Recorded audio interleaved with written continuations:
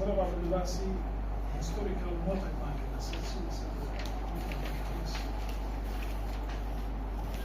باسی فشلەکانی کوانتم میکانیک مارکت سوالە چیە کەمیانە چ ولا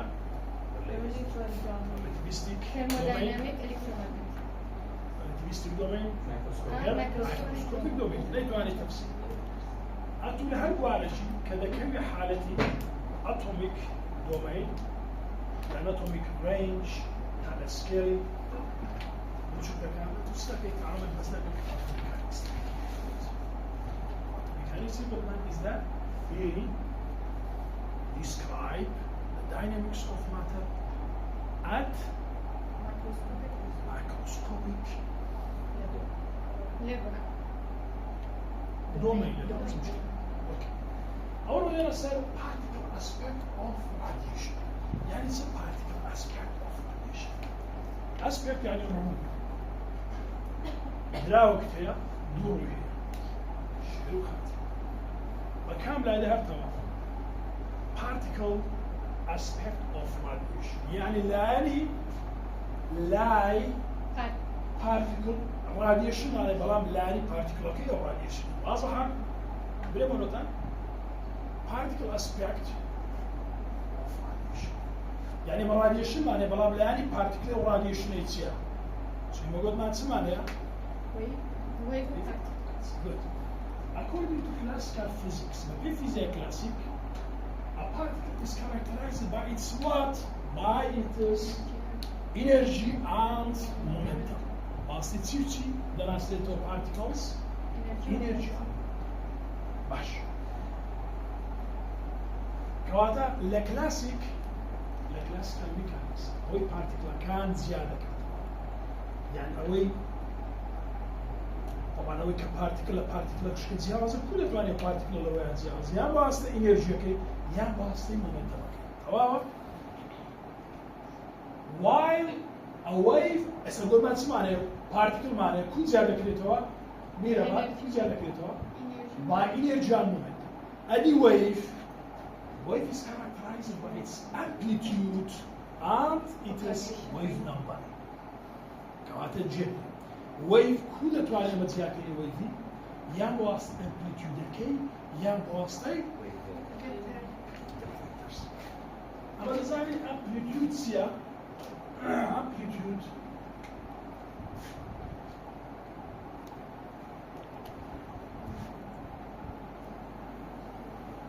maximum displacement is called amplitude. زورتني لادان كويفا كذا يبري بيلوتريتي amplitude أي بهما شيء ولا يرش هذه كم أراستا propagation of the wave كديار بك تسلم وديار بك ما مستا كاج مصطفى كاج سكل أراستا كله ديار بك أو هذا يعني أو هذا تسلبو تديار لك wave vector كانت wave vector تسيا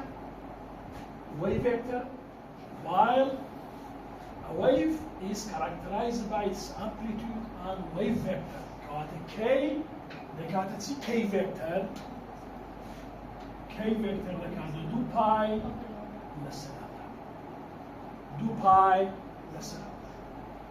لهر 2 باي شيء سلام ده بري لهر 2 باي شيء سلام ده بري شو كلو هذا رأي جولي particles خراس نيا هذه الصورة بشيء harmonic oscillator أغلب يعني كذا الصورة بلام أتو أو شوازة بازنية كذا كيوا بشيء شيء أهادي على سبيد good كذا أو شكلها particle نسأله دريبو ما كذا harmonic oscillator تمشى بكي particle كذا مشى ذكي أهادي زمي ويا بلام كأهادي ذكي ودي كيوا زاني وش يصير وكو سبرينج كواتا لينا لبهر 2 باي سلام ده 2 باي سلام ده وش يعني الوش 2 باي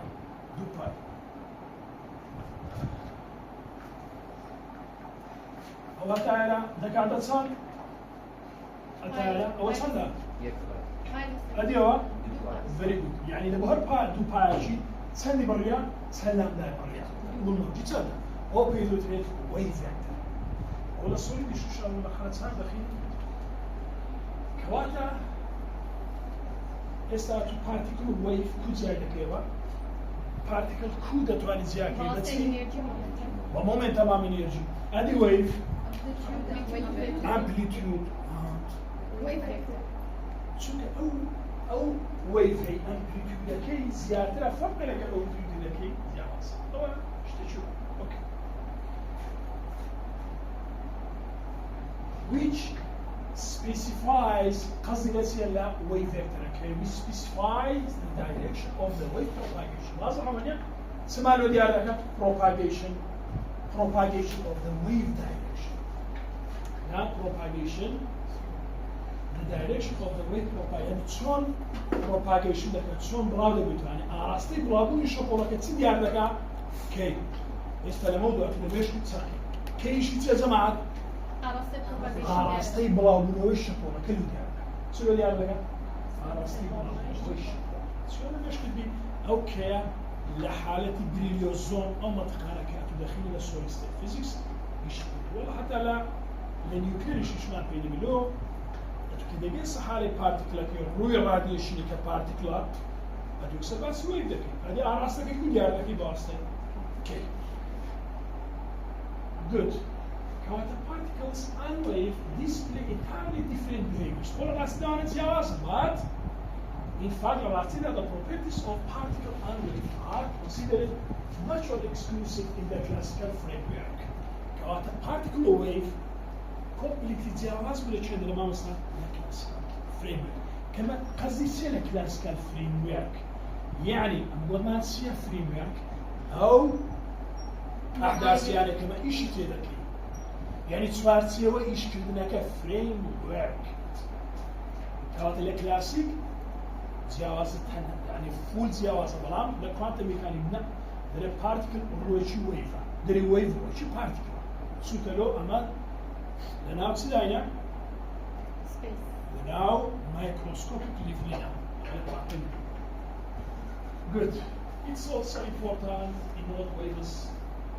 كوانتم مشاركة it's also important not to to know that waves can transfer a continuous range of energy values to particles. شو نزاني بتصير؟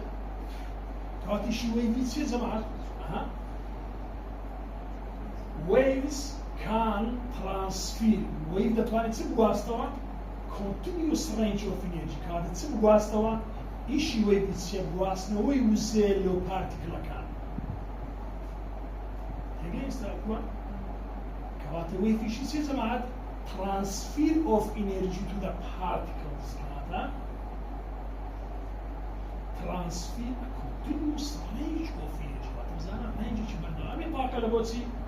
to particles كواتا يستا زايما لو أمدل particle aspect of radiation كواتا أو particle هذه تسوزك اللي بدك واسطة wave كواتا wave يشيل زمان transfer of continuous range of energy value to particle. لتواني تعريفي define the wave. لتواني transfer of energy بس ولا ملوشي جوان تريد transfer a continuous range of energy values to particles. بين السنة يقلوانا ك particle aspect radiation black body radiation black body radiation هذا الكتاب كان black شو لبودي زيادة كان هذا كتاب كان يعني صوت بهذا الشيء يجمع على باشا يعني أو يبشر black body هي زيادة كانت black body يعني هو نبض هذا اللي في السكان يصير black body بزيادة heated solids parts like my gear. Heated solids emit continuous spectrum. فعلا سمعت بدأت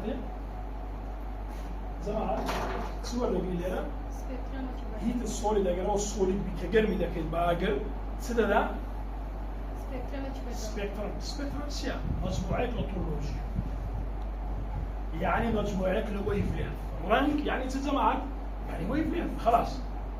رنگ يعني وكذا good كواتی هیت solids اگر solidشی گرم کنید اسمها داتی بداتی emits continuous spectrum of thermal radiation اسمها داتی طبعا كبداية الصورة رنگ كيوانا بارس أصلا شبينا فرد بارس معدن شبينا بداية هاجين الدرسية ده ما مصدر بداية الصورة دعاء انفتاقاني ده بي دعاء سبي ده بي أو سبي أجر كنتم اسمه كي با بريزم يعني با diffracting rating أو اللي مختبر يتوم خيدته هي قربي وتشكي شي طلع لبو كام لبو رنگ كام ده سبي لك لا تسمع شيء سور دعاء انتقالي دعاء زر دعاء شي صوت هتا بقاتا بنوشي أو رجعنا هم اللي شندل ده هم إلى heat solid semi continuous spectrum of thermal radiation كانت الشندل spectrum كده كذا from infrared to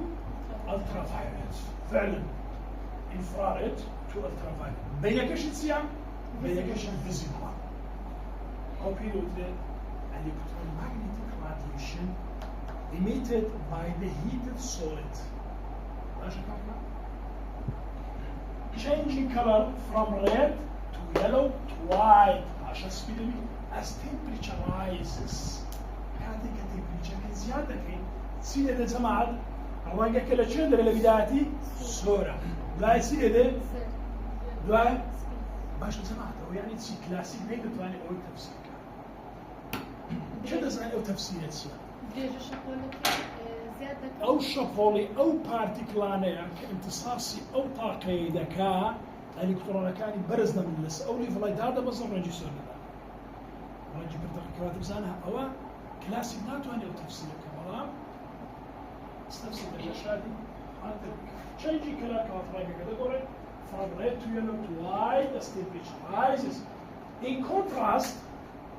unheated gases emit a discrete spectrum consisting of sharp-colored lines separated by darkness. بلان بپیچوانه او اصلا گفت ما که گرنده چه دادن سماعت؟ سپکترم ما ده continuous spectrum. بلان عکسی غازه. غازه چی سرد؟ كتيشي بناوي لورات سمان دادين سمعت هل دستي أو درجة شابولاني كقولة أو مادة درب ده امتصاص كبيدو تريتسي emission spectra يعني emission spectra لا absorption عفوا absorption spectra واضحة؟ سلقانية مصدر دوباره هیت السوليد اتوقع السوليد شيء قرم دكي زمان السوليد شيء سارد قرم دكي سيدي البداية طبعا في نقول له خلاص بس يقولي بلاي قرمي بلام عكسي غازة كان كونتراست بتي سواء غازة كان هيت الغاز غاز شيء قرم كي إنيت سمان دلاتي discrete spectrum شيء تراما دلاتي سمان دلاتي spectrum شيء تراو spectrum consisting of sharp colors يخب مالي ذات الرنجة كان بابه خطشي لولا خطشي لولا see colored lines separated by darkness rather than continuous distribution توشاك اسمع سمعنا بدايتي ما طلبوهم كينوا أتوسط بدايتي source of light أوزا جرمي بمن source of electromagnetic radiation شو light يجي زورة كده electromagnetic radiation ويا أتو يرى source كتيا هذا الشيء ويا سنة دا radiation دا source تيا سنة دا radiation دا source تيا سنة دا radiation أو source أو radiation أقلنا بريزم شدابني بريزم يعني آويزة شدابني بوشي أوك نور راستي مني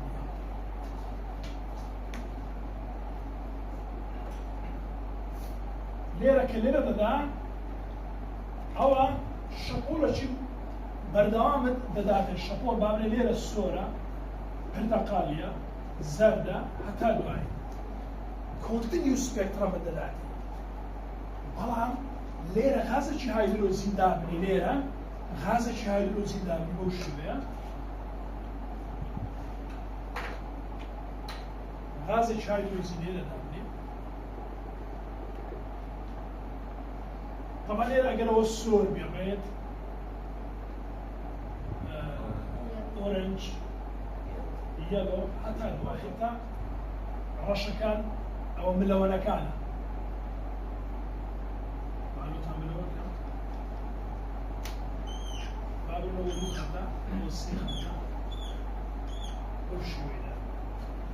ئەدی لێرەوە هەموو ئەلوانەکانە کەواتە ئەوە هەمووی ڕەشە چمان دەداتێت a heated gas emit a discrete spectrum consisting of sharp color. اگر هیچ سورسك مالك نبي تسمع ذاتي جماعة continuous spectrum واضح ونيا هم ألوانك اللي بيدري continuous هم يتيكرا بلا ما قال غازك السارد بو نقرب عشان هو ما زال يقرب غلط نعمي اگر غازك السارد بو لبردم مصدر السورس كمان دانا او ديش كان امتصاص دكا وكو خد بديار كصفات غازكي بابر ناوي دادري هيدروجين غاز H2 gas H2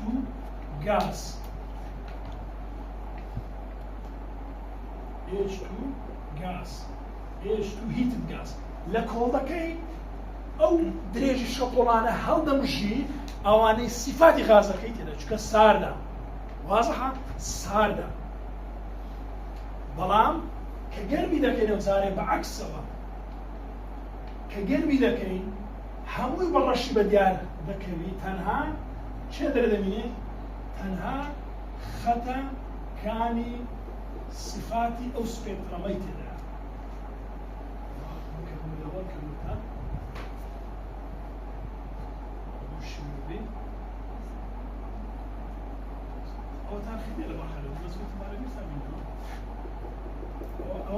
ئەو ڕەنگە سۆرەیانی هەمووی ڕەنگکرایە باشە بابە لێرە ئەو ڕەنگە ڕەشەکەیە بەرامبەری بە عینە کەواتە ئیمیشن و ئەبزۆرپشن یەک لاین بەڵام لە حالەتی غازی سارد دەیمژی باش ئەگەر مژی تیشکەکەی مژی لە حالەتی غازی سارد چ دەدا لە جێ خۆی هیچ هەیە کەواتە چ بەدیان دەکەین ئافری خەڵکە چۆش بەڵام عینن ئەو غازەی بین ئەو جارەی گەرمی کە لە ساگری چ دەدا ئەو جارەی کەواتە لە حالەتی گەرمکردنی غازەکەی جەماعەت ئەو تیشکانێک کە مژیە چ دەدا ئەو جارە کاک محەممەد ئیمیشن لاینمان دەداتێ ئێستا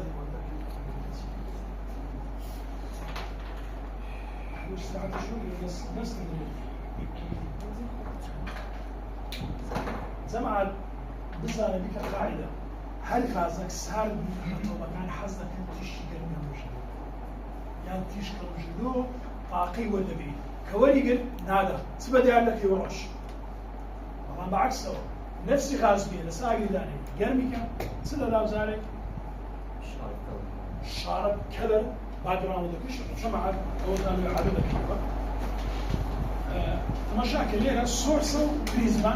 چما دەداتێت جەماعەت سۆرس و پریزم هیچ غازێک نییە یعنی هیچ مادەک نییە لە مەزدەڕەکەی لۆ چەند دەرێ لە بۆ پریزمی چما دەداتێت شەبەنگێکی بەردەواما دەداتێت شەبەنگێکی بەردەواما دەداتێت بەڵام ئەگەر غازێکی سارما لێرەدانا غازەکە ئەو درێژی شەپۆڵانەی کە یەکسانە بە درێژی شەپۆلی باسمان کە دەکاتە چی هێچیۆنیە ئی دوونا قسێک هێچیۆ چما دەداتێت ئەوانەی درێژ شەپۆڵەکانی ساز دەکات کە ئەلێکترۆنەکانی هەڵی دەبژن جێەکەی بە چ بەدیار دەکەوی بە شێوەیە ڕەش بەڵام ئەگەر ئەو غازە سادە هیتد گاز حەزی لێرە بزانە in contrast heated gas ئەوە ئێرەیە لەسەریشی دووسێ heated gas چ دەدا emit discrete or discrete spectrum consists of sharp color sharp هم sharp يعني برودنيا شار أقدر أما لا أوي كلية بيه لا سبيكترمي شار بيك مان هي ولا غير برود وقوري وين حين ترى اوكي انا مش شارب كلام حالتي lines separated by darkness rather than a continuous distribution. لا ما مستكلمين زور بكار distribution لو distribution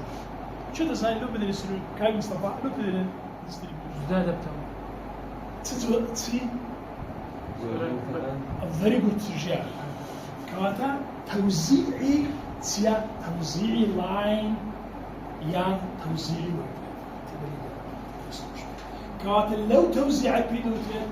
distribution كواتا حتى أوطاقيش كذا بيدوتين energy density distribution لو density لو تصريت سكوي لاقي بإنرجي طاقة زيادة كم دكي density كوكو الناري أمام بو ناوي بنادم يعني جماري أو إلكتروني كاتي شنو ده زيادة سنتر لواني واونيا كأوسيليشن دكي سرقرم كي جماري أو إلكترونانية أما طبعا أنا كمان إلكترون مثلا أوسيليترز أوسيليتر قسم على أتومك حتى أقول أتومي لا أتوميك فيزيكسيش بكلمة أوسيليترين أو يعني أتومك بخل سيلة لك أوسيليشن هل أوسيليشن سيدا ما مستا إلكترومagnetic radiation ببيتي ببياسة ماكسويل ده اسمه مستا دري accelerated charge emitted electromagnetic radiation سناسا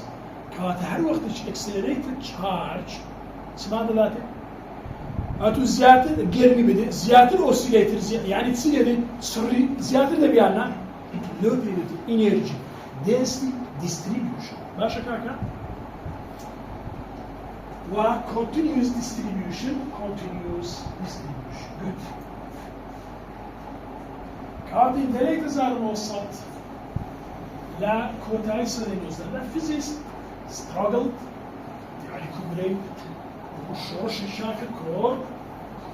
to explain the continuous radiation emitted by the glowing solids. الصولد ذاك glowing ذاك glowing يعني تدريب شيء يعني زيادة حاجة يكون جرب سيدة يعني ساعد سيدة glow ده جش دبي كاتل كوتاي سنة لازم زانكان فيزياء تيكوش عم بوتسيبوي تفسيري continuous radiation أو إشعاعي كابر دوام درد سيدة glowing solid واضحة وانيا solid كمان هي قرما كده قرم جسم شراك معناها قرما كده بقرمي كروناك دبي علماء كان لو روناش راديشن بدوامي تنكون إنسان سياسي classical physical theories statistical thermodynamics and electromagnetic theory failed على فشل يعني التي to account for it ماذا سنسوي كيف the core issue أصلي شكل was finding the correct thermodynamic theory describing energy exchange between matters وهذا متى أصلي شكل يصير واقع لحالة exchange of energy between what between radiation and matter وين radiation لذا قرب دبي قربك radiation لذا كات exchange هو يعني هو بين exchange of energy ماشي مصدق يا ساكن للثيرموديناميك كم يا سايدري energy لنا وناسيو دروس ناكل كم يا سايدري زور تواوا كات بقيا سايدر لوتسا كباس الثيرموديناميك كاتا أبلاك بدي كاتا the core issue was finding the correct thermodynamic theory describing energy exchange between matters and radiation. Black body, what we saw black body, الامتحان لو define the black body. The black body is an ideal object. تنشراستي ناخذ منها هي صداصتي تسمح معي black body. روش black body أنا very good. لو black body بردوام emission of radiation ده black body. أستيرا كم black body أنا black body. جسميتو black body أنا black body. لو سكر radiation ده كواتيرا أبلاك بدي ideal object that absorb هو تعريفه أبلاك بدي ideal object بريتي لو كان نمونيي that absorb all incoming radiation some radiation إذا كنت تسري and reflect to light some radiation بلا heat reflect هذه تسير إذا كان بس كجرب دبا بزورش كجرب إذا داته طبعا يميد ذاك بلا بزورش كل جرب إذا زورش كل وزيد داته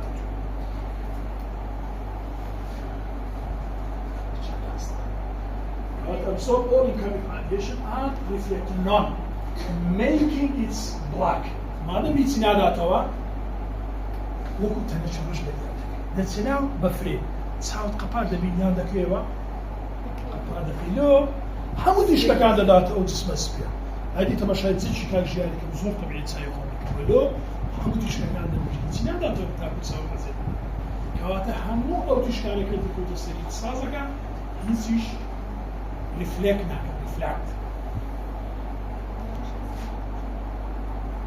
Good. Make it appear black. Just make sure that when heated it, كاتك أو black بدي جرم بدي it emit electromagnetic radiation. صارت سبزانا سمان داتي كجرمي دكيا black بديا بداية تصير تصبر شكل مشابه ونقطة زور مهمة. بدايتي هو بابرد جسم شو يحكي عنه صار تيشكا كان هم يلا مش تصير دبا جيرن دبي أو زاري دري heated it emit electromagnetic radiation due to thermal motion of electron. لازم تسيوا thermal motion of electron يعني تصير thermal motion of electron. هر إلكترون هيك جرمي هلا مش دست السريع دوا كده تخواني تصير دا radiation ما نلاقي هو يبين thermal electron radiation باشكال كواتا due to low emit of electromagnetic radiation, low emits of electromagnetic radiation. Why? Because due to thermal motion, due to thermal motion of electrons. لانزام يتزولي جرمي الكترون كان. لو تزولي جرمي الكترون كان، سوبر الكترون كان جرمي الله مش دستة شن دره. قاتي السروة كليف لك خوال للسروة ترى باشا كذا هذا مزيد سيدا لا واحدش اوكي with intensity كاتب با تنديك داري تندي بكوني بخوش شدة intensity تسيا intensity what means of intensity no كنت سريع intensity زور فرقية بس intensity number of detected events per unit time. جمالي أو حدثاني كوا كشف ذكي لك كذا. حدثك لو أنا راديو شبي. حدثك لو أنا لا داني ناس قصدم. هر حدثك مثلا تقول النيوكليري. مش هذا كيدري intensity أو ما دينه زيادة. جمالي زيادة كي جمالي أو إلكتروناني زيادة كي. شدان زيادة يعني تنديان زيادة يعني مثلا كاميان زياتر داوي بس عددنا نفس عدده بلام زياتر تيشك ددا واضحة صري بريتي الجماري لسيكون بلام تندي جماري أو حدثانية number of detected events per unit time كواتا with intensity أو intensity black body radiation depending on frequency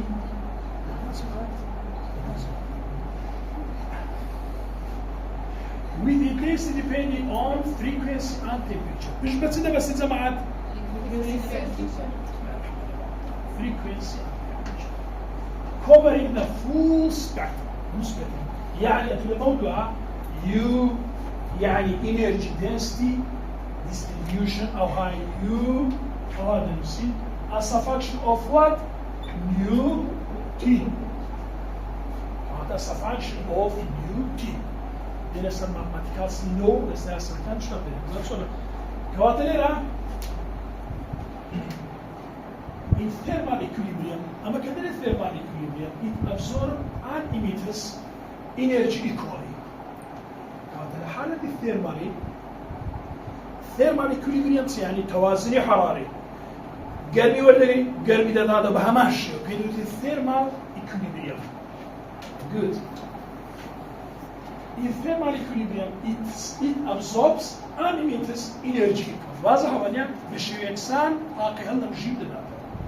Making it perfect absorber and perfect emitter. كانت الحالة الثيرمال equilibrium black body سياها بس تقولنا أنا هنا متنازل ما. كانت الحالة thermal equilibrium black body is perfect emitter and perfect absorber. هو كاكا. Practical black body. أدي بشيء عملي black body ما دزدكوي أنا. Yes. صان با هولو كيفتي. يعني مشاهشي صندوقاني بوشي والصندوقاني يمتلي كيفتي هول كيفتي أول كيفتي كانت practical black body can be constructed كنا تواني ودوز بده by taking a whole cavity with perfectly reflective internal walls كانت تتسطها هولو كيفتي شوش شيء في زمان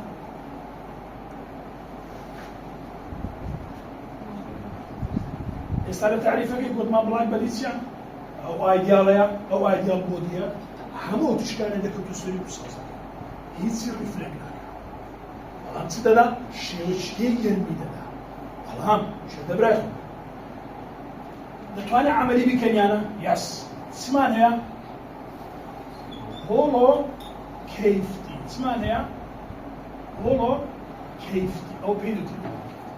ديوارك يتسيا Practical black body can be constructed by taking hollow cavity with perfectly reflected internal walls. What's here now? Internal walls. أو internal wall وهذا دروس كده reflect. يعني تشكي إذا كنت السبزايو شنو ده دداتو بوشي وازي أو هم reflection هم زاري إلكترون قديم يجي. يكش كديمشي حتى وليد تسمع كذا تياك بارسل أجرني دبت بلاك بديانا دبت بلاك بدي وفي الدراسي في البراكتيكال بلاك بدي كانت بلاك بدي شو ده توالي بشيء براكتيكال بديوا أكثر كود by using hollow cavity and small hole ولا شيء زور بسوق كده كانت براكتيكال بلاك بدي can be constructed by taking a hollow cavity with perfectly reflected internal negative internal walls لا إله إلا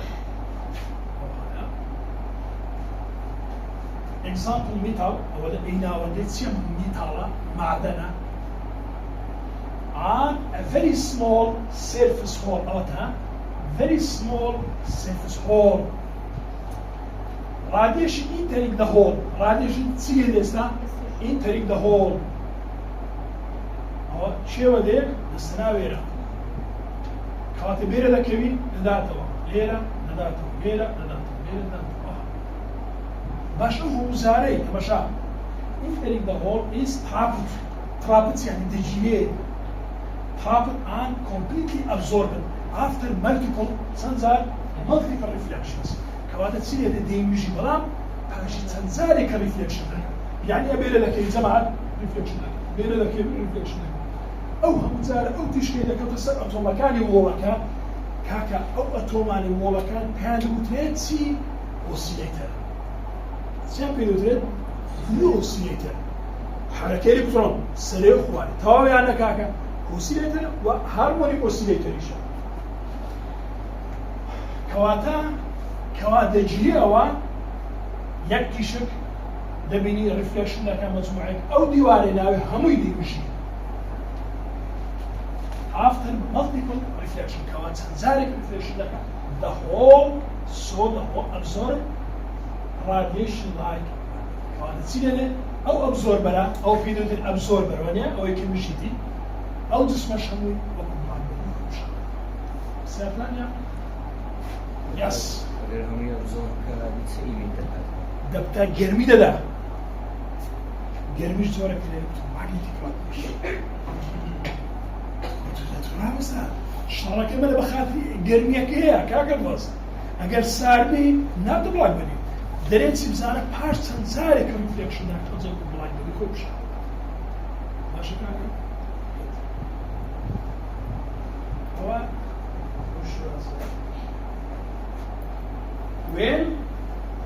when the cavity is heated ئەو سوالێتی زانیەوە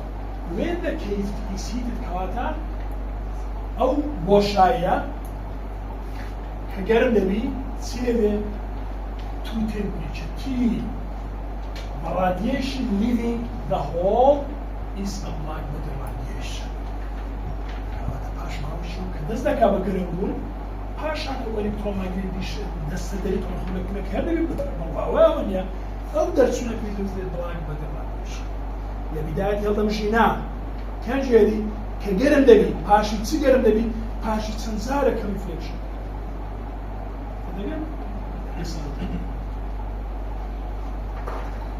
هۆڵۆ کێفتیمانەیە سندوقەکە یەک کنی بچوشتێدا دیشت بە سژۆرە تا ئێستا بڵاگ بەدی نییە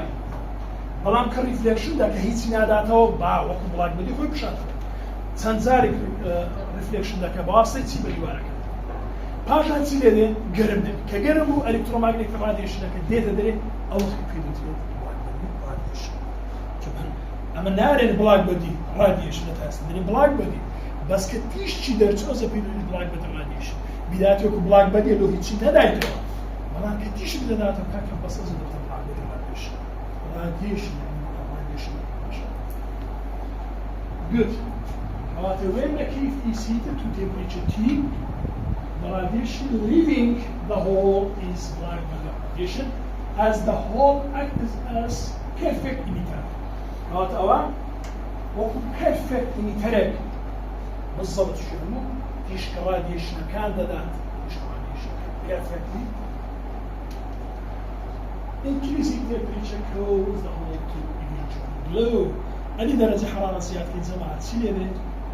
أو درجة كاوتسي أو هولا معدل بينا كيف تشغلنا قلو درجة كاوة درجة Understanding the cave radiation involves analyzing the spectral distribution of radiation from the hole. كهذا بتيجيش ليه كيف radiation؟ أنا طبعا تسوي تحليل سبيكترم شو لو عين الأوتش كدرجة الجماعة زارش كان سيدر لابنين آيو زقنا من تسعة بطلان الشبكة كتسبكي الشيطاكي لبو infrared to ultraviolet معناتها understanding the cavities radiation involving analyzing the spectral distribution of radiation from the hole كما بينما like the radiation refers to radiation emitted from the hole of a heated hollow cavity كاتب like the radiation سيا هو التعريف الدوام أوي كباس ما كنت تعريفة عامة قلت من ideal object absorb incoming radiation and reflected none هذه أبو عملية كده بدأ radiation ليلة كيفتي holds refers دلالة لصدقة سلالويني to radiation emitted from the hole لو كنا نشوف of the heated hollow cavity واضحة؟ يعني بريتي لو إشعاعي كلو كنا نشوفي تدسي لحالة جرم أو هو كيف أو بين بدأ radiation practical شو السؤال اليوم؟ يس شو السؤال؟ أقل بلاك بدي تسمع شو نبي هيش أخنا بلاك بدي أقول هوني نبي سونا تشكل استشارة طبعا لا دابي لا كنت بيجي أو تشكل استشارة سنزار عن الفليش شوف أبدا جرم ده هنا كم حرام بنا ونبت بلاك جسمك يقبل على السرير good by the means هزار ورصة لنا وراس هزار ورصة experiments on black matter radiation show that at equilibrium the radiation has continuous energy distribution that depends only on the temperatures of the cavity walls. كانت الأسالي هزار ورصة أو راس هزار ورصة تجريبيا وكو بشيوش براكتيكي بشيوش عملي وكان بلاك ماتر راديشن تسمى بشانة دا at equilibrium لوكمان يعني at equilibrium يعني سي at equilibrium لوكمان سندي دمجي on دي دلات at equilibrium the emitted radiation has أو emitted radiation أو إشعاعي كما دردجي has continuous energy distribution سي هي continuous energy distribution چیه جماعت continuous energy distribution UT چیه continuous energy distribution هیچ بسرعه هي خطر اسمك هو أجل بيته ودري هيچ بسرعه ده بوكيدري continuous fraction إما بس what means of continuous fraction f of x is continuous at the point C if f of C is exist. Again, f of C هبي خارج ليه هنا أو خارج C ليه f of C exist يعني هبي يعني defined بتعريف كلامي exist limited x approach to C f of x بكاته f of C وهذا الشيء example okay the continuous function وأعطيك لو أنا بس continuous function is discrete here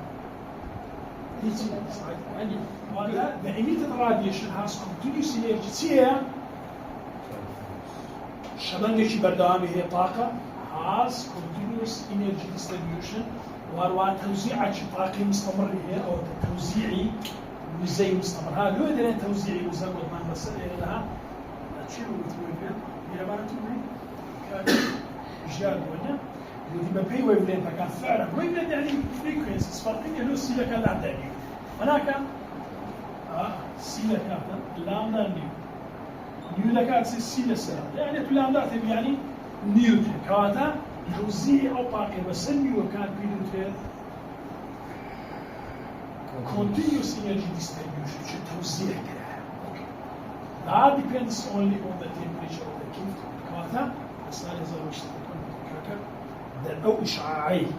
كواتا ده لبلاك بدي احتمال يكون لسه temperature إذا كان تي جندري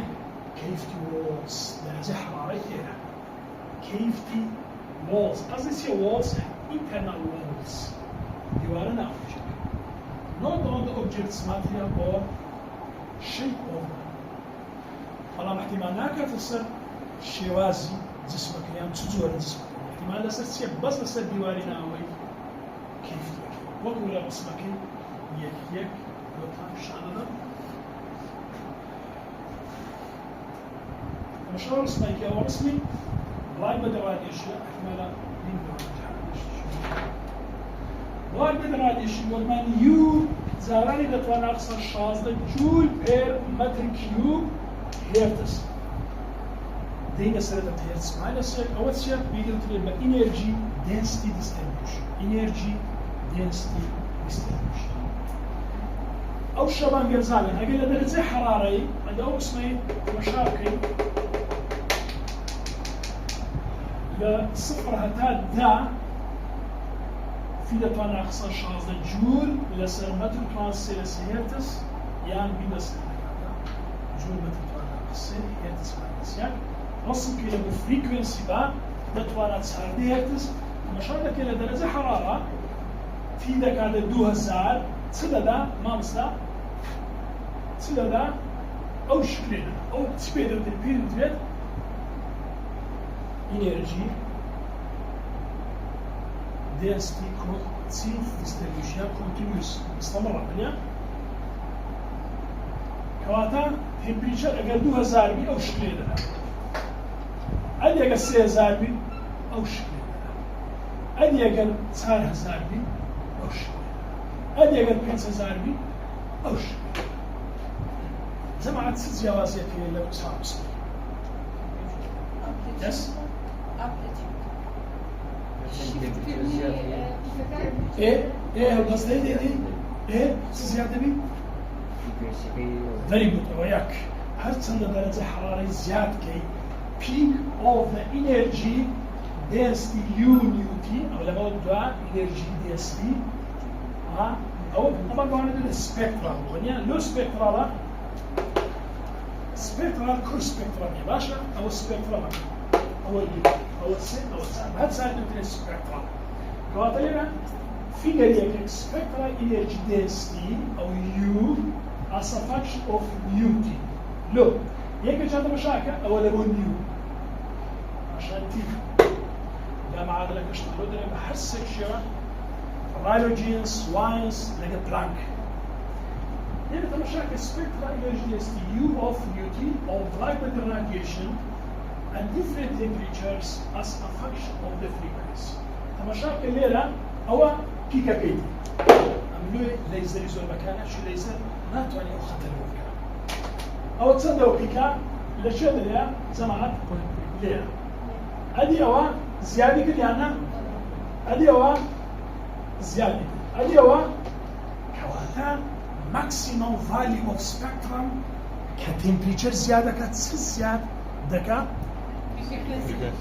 شيف الدكا لبو very good شيف دكا لبو ويفلينت higher wavelength أو يعني تسي أجر wavelength قرا يعني تسي قردنا زيدا زيد تسي قرا أجر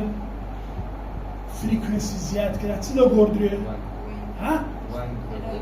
very good أجر wavelength قرا تسي قردري كلر كان ده قردري كواتا الصولي ده كمان كجرم كل تسي بشاندا أو اسمه بشان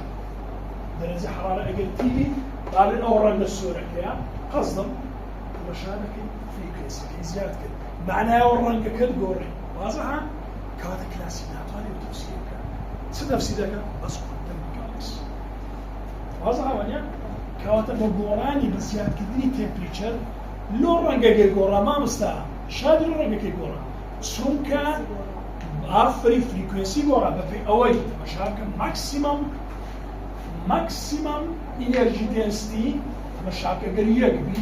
ليلة دكاتة يقولي ليلة دكاتة دو ليلة دكاتة سي كواتا ما ده فريكونسي قورا كواتا بدرجة حرارة معناه وين لامدا قورا ما دام لامدا قورا معناه ورنجا كان قورا كواتا تسي قورا أو هيتي كأما زيادة ما ذاك الصوري ذاكي الصور لبدا خاي لبو اسمي أو تفسيرجي عصام لبوسي لبو blackberry radiation. كواتلينا Master's Name market. The energy density of blackberry radiation exhibits pronounced maximum at specific frequency. Determined, yeah? At maximum specific frequency. يعني بتقدر maximum سمعت سؤال شاطر كده بس كانوا مثلا أول سيلة أو maximum أو يعني أول سيلة frequency كان maximum frequency وين ليرة أجر maximum U nu TB كانت ليرة سيا maximum of frequency كانت أويا قصدي ليرة كانت energy density U of nu T all blackberry radiation exhibits optional pronounced maximum at specific frequency and this peak shifts to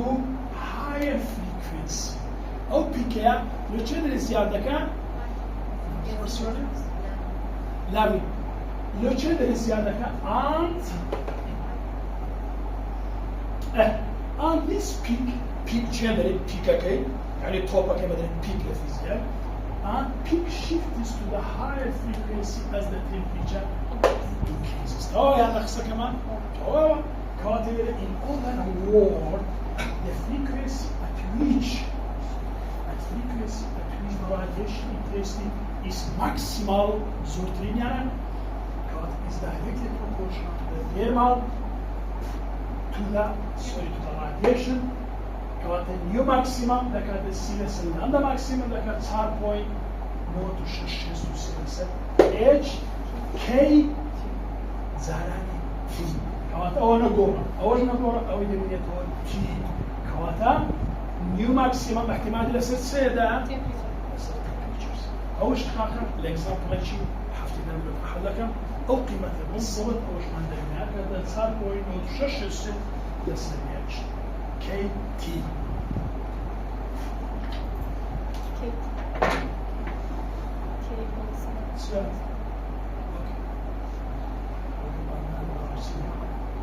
This is underlying reason behind the change in color هفزانه اوش او شاردراو بوك او نمان دزاني له this is the underlying اوش او شاردراو بوك نمان دزاني reason behind the change in color of fitted object ونبو او كباس ماكل قلنا sorry again okay as its temperature increase notable from red to yellow to white السبب كي هو ممكن الرنج الصور رنج برتقالي عفوا رنج الصور يستخدم السبب why by hitting the solid materials the colors of it will change from the red yellow to white why because by increasing the temperature of the solids the peak of the T energy density shifted to the higher frequency. بعدم higher frequency بزمان معناها شو قدرة؟ wavelength قدرة. ماذا wavelength قدرة؟ شو قدرة؟ مكان قدرة. يعني this is the underlying mass magnetic لبورا المكان. Got it turned out that explanation of the Black-body spectrum was not تيجيشتني Black-body radiation هيزيني آسان بلاب أتبي تفسير كان تيكا تشيشي وجه يعني تو مثلا در أو فلان تشت أتوم ولا إلكترون دبيتو بزاني إلكترون بارتيكل بريتيلز عفوا إلكترون بريتيل elementary particles أو دبيزان elementary particles يعني تصير reaction ولا غير particles وتبي أصلا كيفاي معنى لبلبي خاصة جسدي فيزياء عمو تيكا تشيشي طبعا هر شيء شيء فيه دبي باقراوند شيء بقوتر دبي هبي أمزدوش لي دبي Okay, several attempts some هولدان هول بو تسكن بو وصفي تسكن زمان several attempts were made to explain the continuous nature of radiation using classical physics يعني some هولدان يكبر بو تفسير تسكن continuous nature of radiation ده أو radiation كتازم سبا كمان بروشان ده تفسيره continuous نعم هذا شيء أو تفسير يكن زمان بس بلانك شو بلانك قائد كوانتمي مقرمي او بروسكري كوانتمي يعني اگر كلاس بزاف شو دو باش معناها اولد كوانتم ميكانكس لدي نيو كوانتم ميكانكس او شرودينجر هايزنبرغ اسمع كلمه كواتا زور محاوله كلام بو يكتب قال اي راديشن كذا نسي لوكو تنيوزا يطلع رسمه نوتيبلي ويلم وين هزار هرسطو واين در واين هزار هرسطو شاملو عن لورد رايلي هزار سياق رودوانا پیشنهادی که major theories earlier in هزار هرسطو پیشتریش مبادر که یعنی پیشتریش یعنی چه کردی هزار هرسطو حفظه ستیوان experimentally discovered that the total power ستیوان سیگل گوتی او پاوری که لناو سرفیسی چی درجه او سرفیسی گرمه و تو بابرین جسمه کتیه گرمه او سرفیسی او توتال پاوری پاور چیه؟ شده لسر ایریا او پاوری که درجه چی داره لو سرفیسی ستیوان experimentally discovered that ستیوان تجربیاً سیگر دوزیه و او توتال پاوری radiated period surface area by the body at temperature T followed a specific relation. كواتا total power كلا جسمه شراش داده راس نوانا دقول لك اسمانسا لقى توانا يتسالمي temperature وياسن ستيفان بدون ستيفان بولتزمان لو وخيلت أنا كده بحاجة خيلتها بيت كواتا أو يا سالسات يا أو يا سال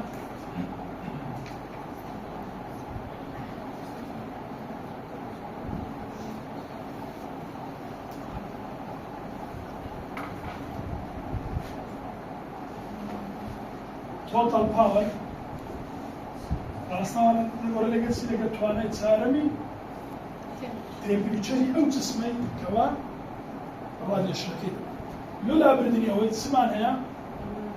دبورش لادني بيتوت يكسر با سيجما تيتوت برام لنا إيه شو إضافة كده أو إيه قيمتها كي تصدق يعني كم تريام بسكتير يعني برام لحالتي بلاك بدي يش لادني لو أما لحالتي بلاك بدي أو إيه ده أنا هريك هذه السيجما لك هذا السيجما تكتب بينس كوين شاش خاب زارا دتوانا ناقص هاشت واد متر توان